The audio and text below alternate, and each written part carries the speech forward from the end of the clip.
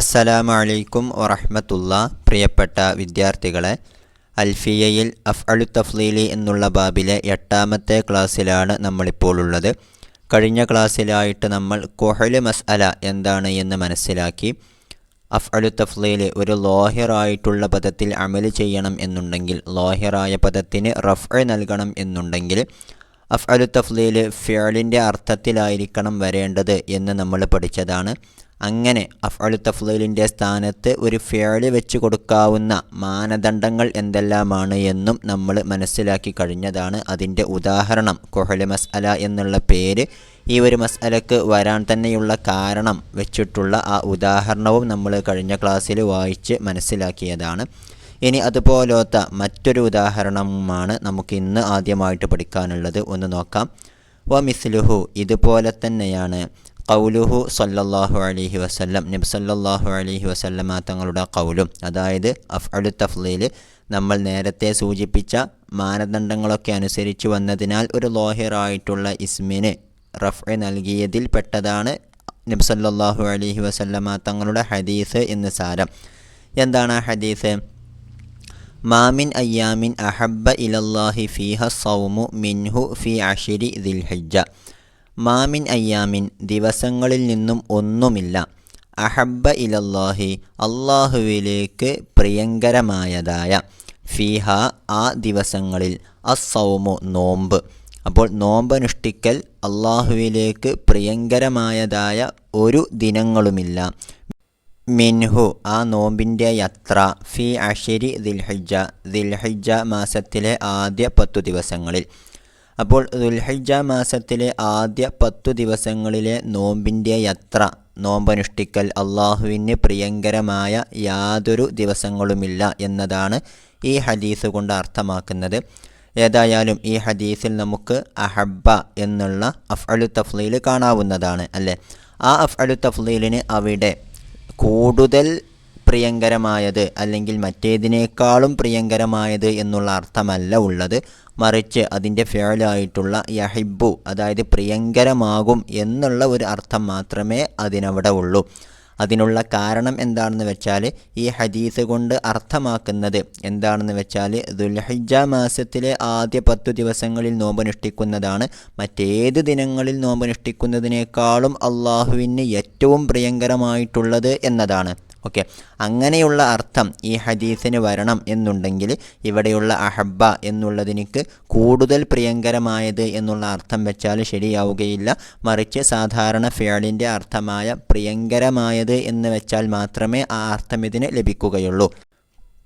കൂടുതൽ പ്രിയങ്കരമായത് എന്നുള്ള അർത്ഥം അഹബ്ബ എന്നുള്ള അഫ്അലു തഫ്ളീലിന് നൽകുകയാണെങ്കിൽ നമ്മൾ നേരത്തെ പറഞ്ഞ ആശയം ഈ ഹദീസിൽ നിന്നും ലഭിക്കുകയില്ല. കാരണം അപ്പോഴത്തെ ഈ ഹദീസിൻ്റെ അർത്ഥം വരുന്നത് ദുൽഹിജ്ജ മാസത്തിലെ ആദ്യ 10 ദിവസങ്ങളിലെ നോമ്പിനേക്കാൾ നോമ്പനുഷ്ഠിക്കൽ അള്ളാഹുവിന് പ്രിയങ്കരമായ മറ്റൊരു നോമ്പുകളും ഇല്ല, മറ്റൊരു ദിനങ്ങളും ഇല്ല എന്നായിരിക്കും അപ്പോൾ ഈ ഹദീസിൻ്റെ അർത്ഥമായിട്ട് വരുന്നത്. അങ്ങനെ വന്നാൽ ദുൽഹിജ്ജ മാസത്തിലെ ആദ്യ 10 ദിവസങ്ങളുടെ അത്ര അള്ളാഹുവിന് നോമ്പനുഷ്ഠിക്കൽ പ്രിയങ്കരമായ മറ്റു ദിനങ്ങളും ഉണ്ട് എന്നുള്ള ഒരു തോന്നിപ്പിക്കൽ ഈ ഹദീസിനുണ്ടാകും. എന്നാൽ ഈ ഹദീസ് കൊണ്ട് അർത്ഥമാക്കുന്നത് നമ്മൾ നേരത്തെ പറഞ്ഞതുപോലെ ദുൽഹിജ്ജ മാസത്തിലെ ആദ്യ 10 ദിവസങ്ങളിലെ നോമ്പാണ് അള്ളാഹുവിന് ഏറ്റവും പ്രിയങ്കരമായത് എന്ന് പറയലാണ്. ഓക്കെ, അങ്ങനെയുള്ള അർത്ഥം ലഭിക്കാൻ അഹബ്ബ എന്നുള്ളതിന് സാധാരണ ഫിഅലിൻ്റെ അർത്ഥം വെച്ചാൽ മാത്രമേ സാധ്യമാവുകയുള്ളൂ. ഇനി നമുക്ക് നമ്മൾ കഴിഞ്ഞ ദിവസം പഠിച്ച നിബന്ധനകളൊക്കെ ഈ ഹദീസിൽ പാലിക്കപ്പെട്ടിട്ടുണ്ടോ എന്നൊന്ന് നോക്കാം. നമ്മൾ ആദ്യമായിട്ട് പറഞ്ഞത് അഫ്അലു തഫ്ളീൽ സംഭവിക്കുന്നത് നഫിയിനോ അല്ലെങ്കിൽ ഷിബുഹുൻ നഫിയിനോ ശേഷമായിരിക്കണം എന്നതായിരുന്നു. ഇവിടെ അഹബ്ബ എന്നുള്ള അഫ്അലു തഫ്ളീൽ മാമിൻ അയ്യാമിൻ എന്നുള്ള നഫിയിന് ശേഷമാണ് വന്നിട്ടുള്ളത്. ഇനി മറ്റൊന്ന് നമ്മൾ പറഞ്ഞിരുന്നത് വകാന മർഫൂഉഹു അജ്നബിയൻ എന്നതായിരുന്നു. അതായത് അഫ്അലു തഫ്ളീൽ റഫ്അ് നൽകുന്ന പദം, ഇവിടെയുള്ള അസ്സൗമു എന്നുള്ള പദം അജ്നബിയായിരിക്കണം. അതായത് ഇവിടെയുള്ള അഹബ്ബ എന്നുള്ള അഫ്അലു തഫ്ളീലിൻ്റെ മൗസൂഫിൻ്റെ സ്ഥാനത്ത് വരുന്ന അയ്യാമിൻ എന്നുള്ള പദത്തിലേക്ക് മടങ്ങുന്ന ഒരു ലൊമീറും ആ മർഫൂ ആയ അസ്സൗമു എന്നുള്ള പദത്തിൽ ഉണ്ടാകാൻ പാടില്ല. ആ നിബന്ധനയും ഇവിടെ പാലിക്കപ്പെട്ടിട്ടുണ്ട്. പിന്നെ മറ്റൊന്ന് നമ്മൾ പറഞ്ഞിരുന്നത് മുഫല്ലലൻ അലാ നഫ്സിഹി ബിഅ്തിബാറൈനി എന്നുള്ളതായിരുന്നു. അതായത് ഇവിടെയുള്ള സൗമ് തന്നെ 2 മാനദണ്ഡങ്ങളിലായി മനസ്സിലാക്കി അതിലുള്ള ഒന്ന് മറ്റേതിനേക്കാളും ശ്രേഷ്ഠമാക്കപ്പെട്ടതാവണം എന്നതായിരുന്നു. അതും ഇവിടെ നമുക്ക് കാണാവുന്നതാണ്. അതായത് ഇവിടെയുള്ള സൗമു എന്നുള്ളതിനെ നമ്മൾ 2 മാനദണ്ഡങ്ങളിലായിട്ടാണ് മനസ്സിലാക്കിയത്. ഒന്ന് ദുൽഹിജ്ജ മാസത്തിലെ ആദ്യ 10 ദിവസങ്ങളിലെ നോമ്പ്, പിന്നെ മറ്റുള്ള ദിവസങ്ങളിലെ നോമ്പ് അല്ലേ. അപ്പോൾ ഇതിൽ നിന്നും നമ്മൾ എന്ത് ചെയ്യുകയാണ്? ദുൽഹിജ്ജ മാസത്തിലെ 10 ദിവസങ്ങളിലുള്ള നോമ്പിനെ മറ്റുള്ള ദിവസങ്ങളിലുള്ള നോമ്പിനേക്കാളും ശ്രേഷ്ഠമാക്കുകയാണ് ചെയ്യുന്നത്. അപ്പോൾ നമ്മൾ നേരത്തെ പറഞ്ഞ മുഴുവൻ നിബന്ധനകളും ഇവിടെ യോജിച്ചിട്ടുണ്ട്. അപ്പോൾ ഇവിടെ അഹബ്ബ എന്നുള്ള അഫ്അലു തഫ്ലീൽ വന്നിരിക്കുന്നത് യഹിബ്ബു എന്നുള്ള ഫിഅലിൻ്റെ അതേ അർത്ഥത്തിലാണ് അല്ലേ. അപ്പോൾ മാമിൻ അയ്യാമിൻ യഹിബ്ബു ഇലല്ലാഹി ഫീഹ സൗമു ക അശരി ദിൽഹിജ്ജ എന്നുള്ള രൂപത്തിൽ നമുക്ക് ഈ ഒരു ഹദീസിനെ മാറ്റി മനസ്സിലാക്കാവുന്നതാണ്. അഫ്അലു തഫ്ലീലിൻ്റെ സ്ഥാനത്ത് ഫിഅൽ വെച്ച് കൊടുക്കാവുന്നതാണ്. അതിനാൽ തന്നെ അഹബ്ബ എന്നുള്ളതിന് അസൗമു എന്നുള്ള അജ്നബിയായിട്ടുള്ള പദത്തിൽ റഫ്അ ചെയ്യാവുന്നതുമാണ് എന്നർത്ഥം. ഓക്കെ, ഈ ഹദീസിനെ കുറിച്ച് നമ്മൾ മറ്റൊരു കാര്യം മനസ്സിലാക്കേണ്ടത്, ഇവിടെ യഥാർത്ഥത്തിൽ അല്ലെങ്കിൽ സ്വഹീഹായിട്ടുള്ള വീക്ഷണപ്രകാരം ഈ ഹദീസിൻ്റെ ലഫ്ള് വരുന്നത് അസൗമു എന്നുള്ളിടത്ത് അൽ അമലു സ്വാലിഹു എന്നുള്ളതാണ്. അതായത് ദുൽഹിജ്ജ മാസത്തിലെ ആദ്യ 10 ദിവസങ്ങളിൽ സൽക്കർമ്മങ്ങൾ ചെയ്യുന്നതാണ് മറ്റേത് ദിവസങ്ങളിലുള്ള സൽക്കർമ്മങ്ങളെക്കാളും അള്ളാഹുവിന് ഏറ്റവും പ്രിയങ്കരമായിട്ടുള്ളത് എന്നതാണ് ഈ ഹദീസിൻ്റെ സ്വഹീഹായിട്ടുള്ള ലഫ്ള് പ്രകാരം വരുന്നത് എന്നുകൂടി നമ്മൾ കൂട്ടത്തിൽ മനസ്സിലാക്കുക. അടുത്ത പേജിൽ നമുക്ക് പഠിക്കുവാനുള്ളത് ഇതുപോലെ അഫ്അലു തഫ്ലീൽ ലാഹിറായിട്ടുള്ള പദത്തിൽ അമല് ചെയ്തതിനുള്ള മറ്റൊരു ഉദാഹരണമാണ്. 2 ബൈത്തുകളിലായിട്ടാണ് അത് വന്നിട്ടുള്ളത്. ഒന്ന് നോക്കാം. വ ഖൗലു ഷാഇരി, ഷാഇറിൻ്റെ ഖൗലും. ഇവിടെ ഷാഇറിൻ്റെ പേര് സഹീം ഇബ്നു വസീൽ അർ-റിയാഹി എന്നുള്ളതാണ്. അൻഷദഹു സീബവൈഹി, ഈ ഖൗല് പാടി വെച്ചിട്ടുള്ളത്, ഈ ബൈത്തുകൾ പാടി വെച്ചിട്ടുള്ളത് സീബവൈഹി ഇമാമാണ്. എന്ന് പറഞ്ഞാൽ അഫ്അലു തഫ്ലീൽ ലാഹിറായിട്ടുള്ള പദത്തിന് റഫ്അ നൽകിയതായിട്ടുള്ള ഉദാഹരണമായിട്ട് ഈ ബൈത്തുകൾ പരിചയപ്പെടുത്തിയത് സീബവൈഹി ഇമാമാണ്. മഹാനവറുകളുടെ അൽ കിതാബ് എന്നുള്ള ഗ്രന്ഥത്തിൽ നമുക്ക് ഈ 2 ബൈത്തുകൾ ഇതിനുള്ള ഉദാഹരണമായി നൽകിയതായിട്ട് കാണാം. നമുക്ക് ആ ബൈത്തുകളൊന്ന് പാടി നോക്കാം. മറർത്തു അലാ വാദിസ്സിബാഇ വലാ അറാ കവാദിസ്സിബാഇ ഹീന യുളിമു വാദിയാ അഖല്ല ബിഹി റക്ബുൻ അതൗഹു തഇയതൻ വഅഖ്വാഫ ഇല്ലാ മാ വഖല്ലാഹു സാരിയാ. ഇവിടെ കവി വാദിസിബാഇ എന്നു പേരുള്ള ഒരു മലഞ്ചെരിവിനെക്കുറിച്ച്, അതായത് ബസറയിലേക്കുള്ള വഴിമധ്യേയുള്ള ഒരു മലഞ്ചെരിവിൻ്റെ പേരാണ് വാദിസിബാഇ എന്നുള്ളത്. മഹാനായ സുബൈർ ഇബ്നുൽ അവ്വാം റളിയല്ലാഹു അൻഹു വധിക്കപ്പെട്ടത് ഈ സ്ഥലത്ത് വെച്ചാണെന്നൊക്കെ നമുക്ക് ചരിത്ര ഗ്രന്ഥങ്ങളിൽ കാണാവുന്നതാണ്. ഏതായാലും ഈ മലഞ്ചെരിവിലെ ഭയാനകമായ അന്തരീക്ഷത്തെക്കുറിച്ചാണ് ഈ ബൈത്തുകളിലൂടെ കവി വർണ്ണിക്കുന്നത്. ഒന്ന് നോക്കാം. മറർത്തു, ഞാൻ നടന്നു നീങ്ങി, അല വാദിസിബാഇ, വാദിസിബാഇൻ്റെ മേൽ, വാദിസിബാഇലൂടെ ഞാൻ നടന്നു നീങ്ങി, വല അറ, ഞാൻ കാണുന്നില്ല, ക വാദിസിബാഇ, വാദിസിബാഇനെ പോലെ ഞാൻ കാണുന്നില്ല, ഹീന യുളിമു, അത് ഇരുട്ടാകുന്ന അവസരത്തിൽ. അപ്പോൾ വാദിസിബാഇ ഇരുട്ടാകുന്ന അവസരത്തിലുള്ള അവസ്ഥയെപ്പോലെ ഞാൻ കാണുന്നില്ല, വാദിയൻ, ഒരു മലഞ്ചെരിവിനെയും ഞാൻ കാണുന്നില്ല, അഖല്ല, കുറഞ്ഞതായ, ബിഹി, ആ മലഞ്ചെരുവിൽ, റക്ബുൻ, യാത്രാസംഘം. അപ്പോൾ യാത്രാസംഘം കുറഞ്ഞതായ ഒരു മലഞ്ചെരുവിനെയും ഞാൻ കാണുന്നില്ല. എങ്ങനെയുള്ള യാത്രാസംഘമാണ്? അതൗഹു, അവർ ആ വാദിയിലേക്ക് വന്നിരിക്കുന്നു. അപ്പോൾ ഒരു വാദിയിലേക്ക് എത്തിയിട്ടുള്ള യാത്രാസംഘം കുറഞ്ഞതായ ഒരു മലഞ്ചെരിവും ഞാൻ കണ്ടിട്ടില്ല. എങ്ങനെ കുറഞ്ഞതായ? തഇയ്യത്തൻ, താമസിക്കുന്നതിനാൽ. തഇയ്യത്തൻ എന്നുള്ളത് തഅയ്യ എന്നുള്ള ഫിഅലിൻ്റെ, അതായത് താമസിച്ചു അല്ലെങ്കിൽ സ്റ്റോപ്പായി എന്നൊക്കെയാണ് അതിൻ്റെ അർത്ഥം. ആ ഒരു ഫിഅലിൻ്റെ മസ്ദറിൻ്റെ അർത്ഥത്തിൽ ഉപയോഗിക്കപ്പെടുന്ന പദമാണ് തഇയ്യത്ത് എന്നുള്ളത്. ഈ തഇയ്യത്തൻ എന്നുള്ളത് ഇവിടെ അഖല്ല എന്നുള്ള പദത്തിൻ്റെ തംയീസായിട്ട് വന്നതാണ്. അതായത് താമസിക്കുന്നതിനാൽ കുറഞ്ഞതായ ഒരു വാദിയെയും ഒരു മലഞ്ചെരിവിനെയും ഞാൻ കണ്ടിട്ടില്ല എന്നതാണ് ഇതുകൊണ്ട് അർത്ഥമാക്കുന്നത്. അപ്പോൾ വളരെ വിരളമായ യാത്രാസംഘങ്ങൾ മാത്രമേ വാദി സിബായിൽ വെച്ചിട്ട് തങ്ങളുടെ യാത്രകൾ ഒന്ന് സ്റ്റോപ്പ് ചെയ്യാറുള്ളൂ, അല്ലെങ്കിൽ അവിടെ ഒരു ഇടത്താവളമായിട്ട് കാണാറുള്ളൂ. അധിക യാത്രാസംഘങ്ങളും വളരെ പെട്ടെന്ന് തന്നെ വാദി സിബായിൽ വിട്ടു പോകാറാണ് പതിവ്. ഇനി അടുത്തത് അഖല്ല എന്നുള്ള അഫ്അലു തഫ്ളീലിനോട് അത്ഫ് ചെയ്തുകൊണ്ടുള്ള മറ്റൊരു അഫ്അലു തഫ്ളീലാണ് വ അഖ്വഫ, പേടിക്കുന്നതുമായ. അപ്പോൾ ഇരുട്ടാകുന്ന അവസരത്തിൽ യാത്രാസംഘം കുറഞ്ഞതും പേടിക്കുന്നതുമായ ഒരു വാദിയെയും ഒരു മലഞ്ചെരുവിനെയും ഞാൻ വാദി സിബാഅ് പോലെ കാണുന്നില്ല എന്നാണ് ഇവിടെ കവി ഉദ്ദേശിക്കുന്നത്. ഇനി അടുത്തത് ഇല്ലാമ, ഒന്നല്ലാതെ എന്ന് പറഞ്ഞാൽ ഒരു സമയത്തല്ലാതെ എന്നുള്ളതാണ് അതിൻ്റെ ആശയം. വഖല്ലാഹു, അല്ലാഹു തആല സംരക്ഷിക്കുന്ന ഒരു സമയത്തല്ലാതെ, സാരിയൻ, ഒരു രാത്രി സഞ്ചാരകനെ. സറ എന്ന് പറഞ്ഞാൽ രാത്രി സഞ്ചരിച്ചു എന്നാണ് അർത്ഥം. അപ്പോൾ ഒരു രാത്രി സഞ്ചാരകൻ ഇരുട്ടാകുന്ന അവസരത്തിൽ അവിടെ ഒരു പേടിയും കൂടാതെ താമസിക്കണം എന്നുണ്ടെങ്കിൽ അള്ളാഹുവിൻ്റെ പ്രത്യേക സംരക്ഷണം വേണം. അല്ല എന്നുണ്ടെങ്കിൽ അവന് പേടി കൂടാതെ അവിടെ നിൽക്കാൻ കഴിയുകയില്ല, താമസിക്കാൻ കഴിയുകയില്ല എന്നാണ് ഈ രണ്ട് ബൈത്തുകളുടെയും അർത്ഥമായിട്ട് വരുന്നത്.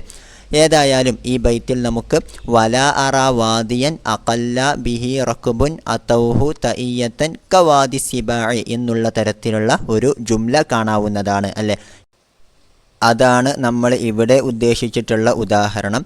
അതിൽ നമുക്ക് അഖല്ല എന്നുള്ള അഫ്അലു തഫ്ളീൽ കാണാവുന്നതാണ് അല്ലേ. ഇവിടെയുള്ള അഖല്ല എന്നുള്ള പദത്തിന് സാധാരണ ഫിഅലിൻ്റെ യഖില്ലു എന്നുള്ള അർത്ഥം മാത്രമേ ഉള്ളൂ. കൂടുതൽ കുറഞ്ഞത് അല്ലെങ്കിൽ മറ്റേതിനേക്കാളും കുറഞ്ഞത് എന്നുള്ള ഒരു ആശയം ഇവിടെ അതിനില്ല.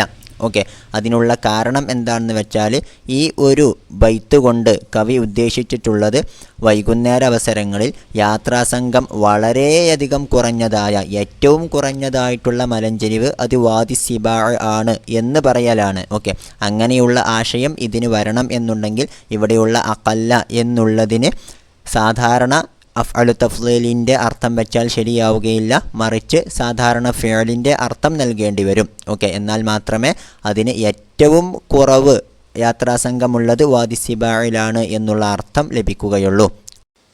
അങ്ങനെയുള്ള ഫിഅലിൻ്റെ അർത്ഥത്തിൽ ഇവിടെ അഖല്ല എന്നുള്ള അഫ്അലു തഫ്ളീൽ ഉപയോഗിച്ചതിനാലാണ് റക്ബുൻ എന്നുള്ള ലാഹിറായിട്ടുള്ള പദത്തിന് റഫ്അ് നൽകാൻ ആ അഫ്അലു തഫ്ളീലിന് സാധിച്ചിട്ടുള്ളത്. ഓക്കെ, റക്ബുൻ എന്നുള്ളത് അഖല്ല എന്നുള്ള അഫ്അലു തഫ്ളീലിനാൽ റഫ്അ് ലഭിച്ചിട്ടുള്ള ഫാഇൽ ആണ് എന്ന് നമ്മൾ മനസ്സിലാക്കണം. ഇനി നേരത്തെ നമ്മൾ പറഞ്ഞിരുന്ന എല്ലാ നിബന്ധനകളും ഇവിടെ യോജിച്ചിട്ടുണ്ടോ എന്നൊന്ന് നോക്കാം. ആദ്യമായിട്ട് നമ്മൾ പറഞ്ഞത് അഖല്ല എന്നുള്ള അഫ്അലു തഫ്ളീൽ വരേണ്ടത് നഫിയിനോ ഷിബ്ഹുൻ നഫിയിനോ ശേഷമായിരിക്കണം എന്നുള്ളതാണ്. വലാ അറ എന്നുള്ള നഫീനു ശേഷമാണ് ഇവിടെ അഖല്ല എന്നുള്ള അഫ്അലു തഫ്ളീൽ വന്നിരിക്കുന്നത്. പിന്നെ മറ്റൊന്ന് നമ്മൾ പഠിച്ചിരുന്നത് അതിൻ്റെ മർഫൂഅ് അത് അജ്നബിയായിരിക്കണം എന്നുള്ളതായിരുന്നു. ഇവിടെ റക്ബുൻ എന്നുള്ള മർഫൂഇന് വാദിയൻ എന്നുള്ള അഖല്ല എന്നുള്ള അഫ്അലു തഫ്ളീലിൻ്റെ മൗസൂഫായിരിക്കുന്ന വാദിയൻ എന്നുള്ള പദത്തിനോട് യാതൊരു ബന്ധവുമില്ല. ഒരു ലമീറും റക്ബുൻ എന്നുള്ള പദത്തിൽ നിന്നും വാദിയൻ എന്നുള്ള പദത്തിലേക്ക് മടങ്ങുന്നതായിട്ടില്ല. പിന്നെ മറ്റൊന്ന് നമ്മൾ പറഞ്ഞതെന്തായിരുന്നു? മുഫല്ലലൻ അലാ നഫ്സിഹി ബിഅ്തിബാറൈനി എന്നുള്ളതായിരുന്നു അല്ലേ. അതായത് രണ്ട് മാനദണ്ഡങ്ങൾ അനുസരിച്ച് ഉള്ള ആ മർഫൂഇലെ ഒരു മാനദണ്ഡം മറ്റേതിനേക്കാളും മുഫല്ലലാക്കപ്പെട്ടതായിരിക്കണം, ശ്രേഷ്ഠമാക്കപ്പെട്ടതായിരിക്കണം എന്നുള്ളതായിരുന്നു. ഇവിടെ റക്ബുൻ എന്നുള്ള മർഫൂഇൻ്റെ രണ്ട് മാനദണ്ഡങ്ങൾ എന്നുള്ളത്, ഒന്ന് വാദി സിബായിലേക്ക് വന്നിട്ടുള്ള റക്ബ് യാത്രാസംഘം, പിന്നെ രണ്ടാമത്തേത് മറ്റുള്ള വാദിയിലേക്ക്, വാദിയൻ എന്ന് നമ്മൾ പറഞ്ഞല്ലോ, ആ മലഞ്ചെരിവിലേക്ക് വന്നിട്ടുള്ള യാത്രാസംഘം എന്നുള്ള രണ്ടു തരത്തിലുള്ള റക്ബുൻ യാത്രാസംഘം എന്നുള്ളത് നമ്മൾ ഇതിൽ നിന്ന് മനസ്സിലാക്കി. അതിലുള്ള ഒന്ന്, അതായത് വാദി സിബായിലേക്ക് വന്നിട്ടുള്ള റക്ബാണ് ഏറ്റവും കുറഞ്ഞതായിട്ടുള്ളത്. മറ്റുള്ള വാദിയിൽ വന്നിട്ടുള്ള റക്ബിനേക്കാൾ, യാത്രാസംഘങ്ങളേക്കാൾ എന്നുള്ള രൂപത്തിലാണ് നമ്മളിവിടെ അഫ്അലു തഫ്ളീലായിട്ടുള്ള അഖല്ല എന്നുള്ള പദം ഉപയോഗിച്ചിരിക്കുന്നത്. അപ്പോൾ നമ്മൾ പറഞ്ഞ, നേരത്തെ നമ്മൾ പഠിച്ച എല്ലാ നിബന്ധനകളും യോജിച്ചിട്ടുള്ള അഫ്അലു തഫ്ളീൽ തന്നെയാണ് ഇത്, ഒരു ജുംലയാണ് ഇത് എന്നുള്ളത് കൊണ്ട് തന്നെ ഇവിടെ യഖില്ലു എന്നുള്ള ഫിഅലിൻ്റെ അർത്ഥത്തിലാണ് അഖല്ല എന്നുള്ള അഫ്അലു തഫ്ളീൽ ഉപയോഗിക്കപ്പെട്ടിരിക്കുന്നത്.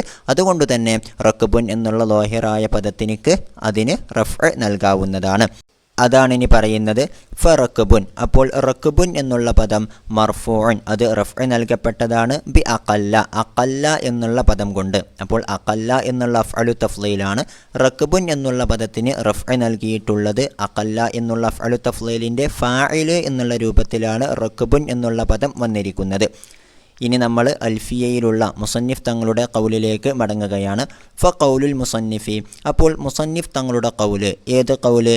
വറഫ്ഉഹു ലാഹിറ നസ്റുൻ, അതായത് അഫ്അലു തഫ്ളീൽ ലാഹിറായിട്ടുള്ള പദത്തിന് റഫ്അ നൽകുക എന്നുള്ളത് വിരളമാണ് എന്ന് പറഞ്ഞുകൊണ്ടുള്ള മുസന്നിഫ് തങ്ങളുടെ ഖൗല് ഇഷാറത്തുൻ ഇലൽ ഹാലത്തിൽ ഉല, അത് ഒന്നാമത്തെ അവസ്ഥയിലേക്കുള്ള സൂചനയാണ്. അതായത് അഫ്അലു തഫ്ളീലിന് രണ്ടാലൊരു അവസ്ഥയുണ്ടാകും എന്ന് തുടങ്ങിക്കൊണ്ടാണല്ലോ ഈ ഷറഹ് നമ്മൾ ആരംഭിച്ചിട്ടുള്ളത് അല്ലേ. ഒന്നുകിൽ അഫ്അലു തഫ്ളീലിൻ്റെ സ്ഥാനത്ത് ഒരു ഫിഅല് വെക്കാൻ പറ്റുകയില്ല, അല്ലെങ്കിൽ അതിൻ്റെ സ്ഥാനത്ത് ഫിഅല് വെക്കാൻ പറ്റും എന്നുള്ള രണ്ട് അവസ്ഥകളിൽ നിന്നും അഫ്അലു തഫ്ളീൽ ഒഴിവാവുകയില്ല എന്നുള്ള നിലക്കായിരുന്നു നമ്മൾ ഈ ഷറഹ് തുടങ്ങിയിരുന്നത്. അപ്പോൾ അതിലുള്ള ഒന്നാമത്തെ അവസ്ഥയിലേക്കുള്ള സൂചനയാണ് വറഫ്ഉഹു ലാഹിറ നസ്റുൻ എന്ന് പറഞ്ഞത്. അതായത് അഫ്അലു തഫ്ളീലിൻ്റെ സ്ഥാനത്ത് ഒരു ഫിഅല് വെക്കാൻ പറ്റുകയില്ല എന്നുണ്ടെങ്കിൽ അഫ്അലു തഫ്ളീൽ ഒരു ലാഹിറായ പദത്തിന് റഫ്അ നൽകൽ വളരെ വിരളമാണ്. ഇനി ഇവിടെ നസ്റുൻ എന്നുള്ള വിരളമാണ് എന്നുള്ള പദം ഉപയോഗിക്കാനുള്ള കാരണവും നമ്മൾ പഠിച്ചിരുന്നു.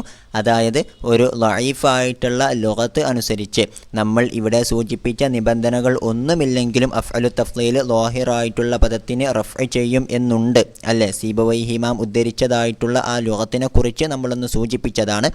ഇനി അടുത്തത് വ ഖൗലുഹു, മുസന്നിഫ് തങ്ങളുടെ ഖൗല് വ മത്താ ആഖബ ഫിഅലൻ, അതിനുശേഷം ഫ കസീറൻ സാബത്ത എന്നതാണ് എന്ന് നമുക്കറിയാം. അതായത് വ മത്താ ആഖബ ഫിഅലൻ, എപ്പോഴാണോ ആ അഫ്അലു തഫ്ളീൽ ഒരു ഫിഅലിൻ്റെ സ്ഥാനത്ത് വരുന്നത്, അതായത് അഫ്അലു തഫ്ളീലിൻ്റെ സ്ഥാനത്ത് ഒരു ഫിഅല് വെക്കാൻ പറ്റുന്നത് എപ്പോഴാണോ അപ്പോഴൊക്കെ ഈ അഫ്അലു തഫ്ളീൽ ലാഹിറിനിക്ക് റഫ്അ നൽകൽ കൂടുതലായിട്ടും സ്ഥിരപ്പെട്ടിരിക്കുന്നു എന്നുള്ള തൻ്റെ ഖൗല് ഇഷാറത്തുൻ, അത് സൂചനയാണ് ഇലൽ ഹാലത്തി സാനിയത്തി, രണ്ടാമത്തെ അവസ്ഥയിലേക്ക്. അതായത് ഒരു ഫിഅല് അഫ്അലു തഫ്ളീലിൻ്റെ സ്ഥാനത്ത് വരാൻ സാധ്യമാകും എന്നുള്ള അവസ്ഥയിലേക്കുള്ള സൂചനയാണ് വ മത്താ ആഖബ ഫിഅലൻ എന്നുള്ളത് കൊണ്ട് മുസന്നിഫ് തങ്ങൾ ഉദ്ദേശിക്കുന്നത് എന്ന് സാരം.